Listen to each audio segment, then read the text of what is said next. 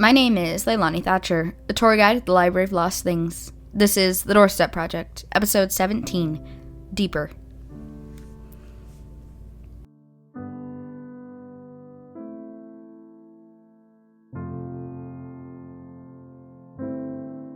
This week is a message in a bottle found on the coast of Florida. The eastern coast of the United States is a common place to find messages in bottles, as well as trash. Ocean currents carry light objects out to garbage patches and beaches, and some of those light objects include bottle messages. People hear of legends and stories of lost pirate ships and stranded, abandoned sailors dropping bottles with their last words or pleas for safety all the time. The first messages in bottles originated in Greece and had nothing to do with the romantic ideas that exist in this era. Now, most people send these message bottles for fun or for a good laugh. Some people use the bottles to send memories of their loved ones out into the world. I strongly advise you not to put bottles of any kind in the ocean. But, like I said, this bottle was found on a beach in Florida and sent to us by a listener. Thank you, Dominic. We appreciate your addition to our library. This letter isn't dated or signed. There's no real way to tell how old it is, but it is old enough to be super fragile. So Gavin had one of our historians set it up for me so I don't have to touch it to read it. I've spent most of my life on a boat. I've never been afraid of the water. You just get used to the idea of not knowing what's around you, what's under you, controlling what you can control. You will always feel safer if you know what you're looking at. There's a strange feeling being on a boat. The feeling of being surrounded, but you can't see it. You can feel it if you focus. The millions of little fish under the boards.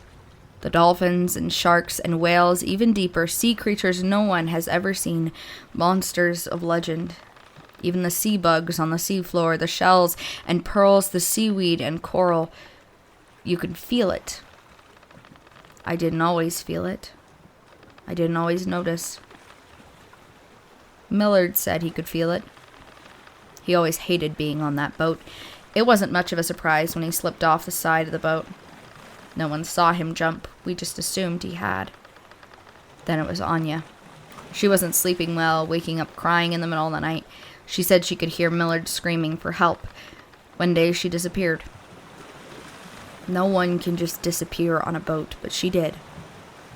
They all did. No one saw them jump in the water. Sometimes they were under the deck when they disappeared.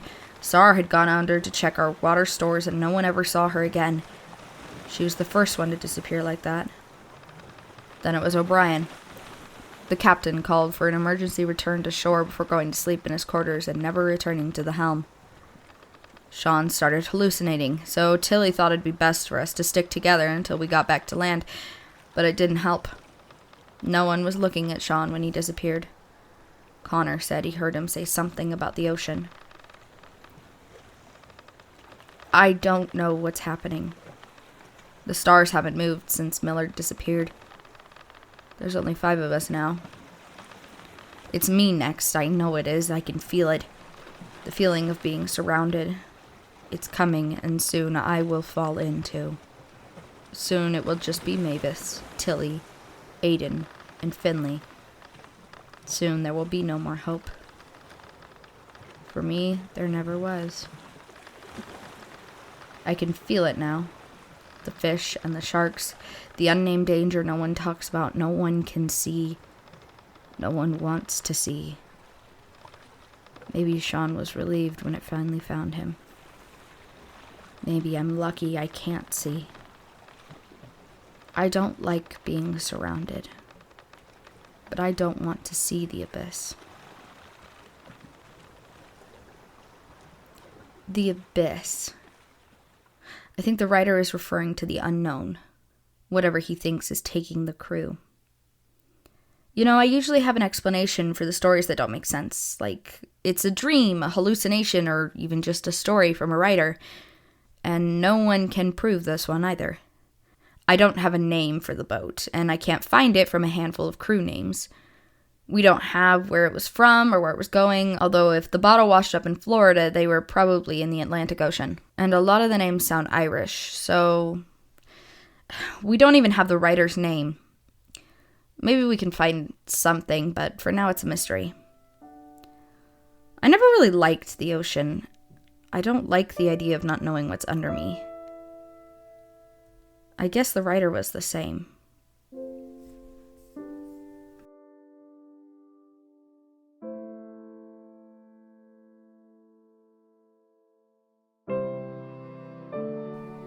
Thank you for listening to The Doorstep Project. This audio drama was created and produced by Family Friendly Podcasts.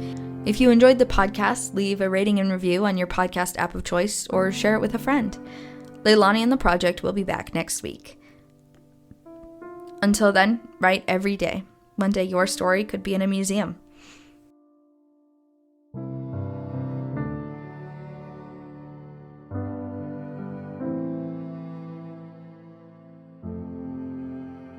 The Doorstep Project is produced by Family Friendly Podcasts. It was written, edited, and performed by AJ Barton.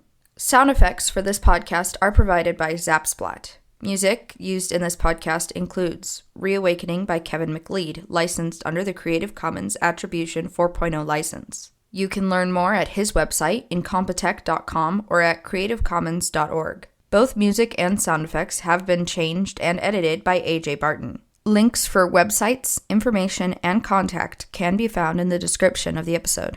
Would you like to submit your story or art to the Doorstep Project? You can find information for story submission at familyfriendlypodcast.com/thedoorstepproject. Information on CC by 4.0 licenses can be found at creativecommons.org.